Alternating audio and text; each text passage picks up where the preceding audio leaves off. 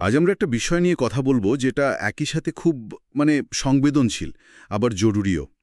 বেশ কিছু রিপোর্ট, কিছু কেস স্টাডি আমরা দেখছি, আর তাতে একটা বেশ চিন্তার ছবি উঠে আসছে। দেখা যাচ্ছে যে অবিবাহিত মেয়েদের প্রেগন্যান্সি টেস্ট মানে ইউরিন টেস্ট সেটা পজিটিভ এলে পরিবারের সাংঘাতিক ভুল বোঝাবুঝি হচ্ছে, একটা মানসিক সংকট তৈরি হচ্ছে। অথচ পরে দেখা যাচ্ছে কারণটা গর্ভধারণ নয়।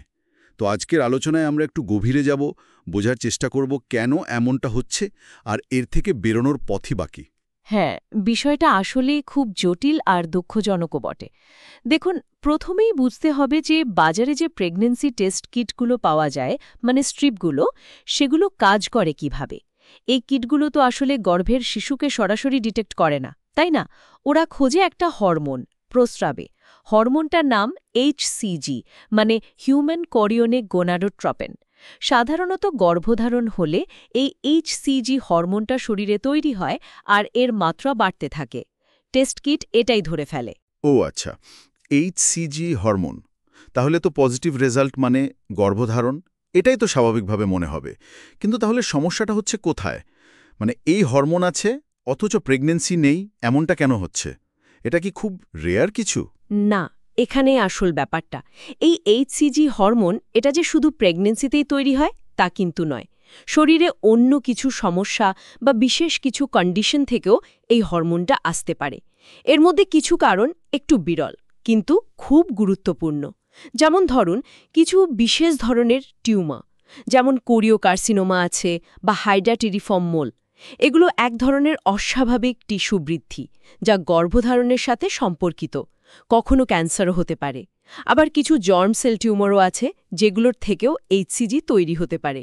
এগুলো হয়তো খুব কমন নয়, কিন্তু হতেই পারে, অসম্ভব নয়। তাই টেস্ট স্ট্রিপে দুটো লাইন দেখলেই বা পজিটিভ এলেই নিশ্চিত ভাবাটা সেটা ঠিক না, একটা ভুল হতে পারে।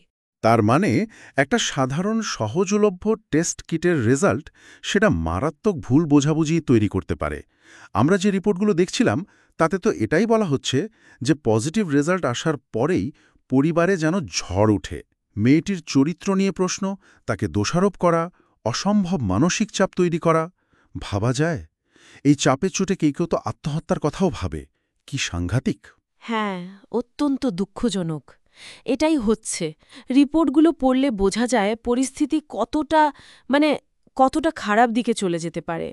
পরিবার, আশেপাশের লোকজন, তাদের রিয়াকশনটা প্রায়শই মেয়েটির মানসিক স্বাস্থ্যের ওপর মারাত্মক প্রভাব ফেলে, তাকে একদম ভেঙে দেয়। অথচ কদিন পরে হয়তো যখন আল্ট্রাসোনোগ্রাফি করা হচ্ছে, তখন দেখা যাচ্ছে ইউটেরাসে কিচ্ছু নেই, প্রেগন্যান্সি নেই। কিন্তু এই যে মাঝের সময়টা, এই সময়ে মেয়েটা যে ভয়ঙ্কর মানসিক কষ্টের মধ্যে দিয়ে গেল, তার প্রভাব তো থেকেই যায়। এই অবস্থা থেকে বেরোনোর উপায় কি? মানে যখন এরকম একটা রিপোর্ট এলো পজিটিভ, তখন সঙ্গে সঙ্গে কি করা উচিত, পরিবারের বা মেয়েটির নিজের?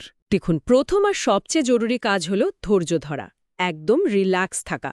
টেস্ট রিপোর্ট পজিটিভ দেখলেই আতঙ্কিত হওয়া যাবে না বা হুট করে কোনো সিদ্ধান্তে পৌঁছানো যাবে না। একজন অভিজ্ঞ ডাক্তারের পরামর্শ নিতে হবে। সাধারণত একজন গাইনি বিশেষজ্ঞের কাছে যাওয়াই ভালো, তিনি বলতে পারবেন এরপর কি করতে হবে। আর নিশ্চিত হওয়ার জন্য সবচেয়ে ভালো পরীক্ষা হল আল্ট্রাসোনোগ্রাফি।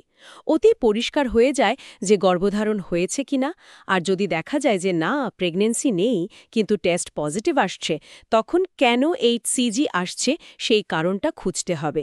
সেক্ষেত্রে হয়তো অঙ্কোলজিস্ট বা ক্যান্সার বিশেষজ্ঞের পরামর্শও লাগতে পারে। আর অবশ্যই মেয়েটির মানসিক স্বাস্থ্যের দিকে খেয়াল রাখাটা খুব খুব জরুরি, তাকে সাপোর্ট দেয়া দরকার। তার মানে মূল কথাটা খুব পরিষ্কার। প্রেগন্যান্সি টেস্টের পজিটিভ রেজাল্ট মানেই প্রেগন্যান্সি নয়। এটা জাস্ট একটা ইন্ডিকেশন, এর পেছনে অন্য কারণও থাকতে পারে। আর সেটা জানতে হলে সঠিক ডাক্তারি পরীক্ষা মানে আল্ট্রাসাউন্ড এবং অবশ্যই বিশেষজ্ঞ ডাক্তারের পরামর্শ নিতেই হবে। এই ব্যাপারে আসলে অনেক বেশি সচেতনতা দরকার, তাই না?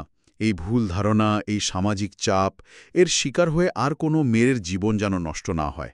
একদম ঠিক। সচেতনতাটা ভীষণ জরুরি। মানুষজনকে জানতে হবে যে এমনটাও হতে পারে। আর আজকের এই আলোচনাটা আমার মনে হয় আমাদের আরও একটা বড় প্রশ্নের দিকে নিয়ে যায়। দেখুন, শুধু প্রেগন্যান্সি টেস্ট নয়, স্বাস্থ্য সংক্রান্ত আরও অনেক প্রাথমিক পরীক্ষা আছে, যার রেজাল্ট দেখেই আমরা হয়তো চূড়ান্ত সিদ্ধান্তে পৌঁছে যাই বা ভয় পেয়ে যাই। আজকের আলোচনার সূত্র ধরে আমরা কি এটা ভাবতে পারি না যে কোনো মেডিকেল টেস্টের প্রাথমিক রেজাল্টের ওপর ভিত্তি করে দ্রুত সিদ্ধান্তে পৌঁছানোর বিপদটা কোথায়? মানে রোগ নির্ণয়ের ক্ষেত্রে এই যে ছোট ছোট কিন্তু গুরুত্বপূর্ণ পার্থক্যগুলো, এগুলো জানা বা বোঝা আর সেই অনুযায়ী সতর্ক থাকাটা কতটা দরকারি, এটা কিন্তু একটা জরুরি প্রশ্ন, আমাদের সবার ভাবা উচিত।